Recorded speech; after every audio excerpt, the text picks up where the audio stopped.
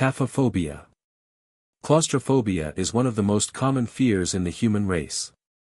I never used to have a problem in enclosed spaces.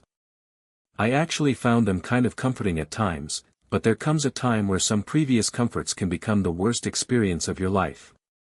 My night started out pretty good for once. It was a Saturday and my friend texted me asking if I had wanted to go out to a club and have some drinks.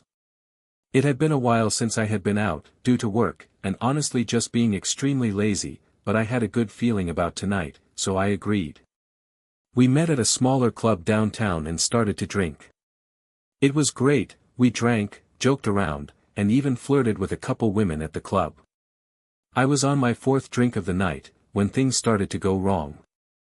I'm not a big drinker, but when I'm drinking beer it usually takes more than 4 to mess me up, but this time was different.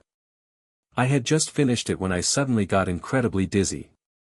Like so dizzy the room was spinning and it took my entire willpower not to throw up all over the bar. I felt sick. I looked for my friend wanting to tell him that I wanted to leave, but no matter where I looked I couldn't find him. I tried to call out to him, but it felt as if my tongue was tied in a knot and also weighed hundreds of pounds.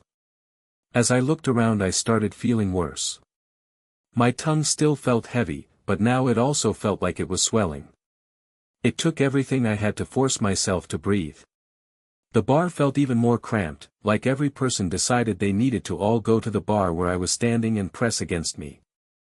I felt my panic rise as I struggled to maintain my focus on breathing. I had to get out of this bar. I need fresh air. I need to breathe. I stumbled and pushed against the crowd.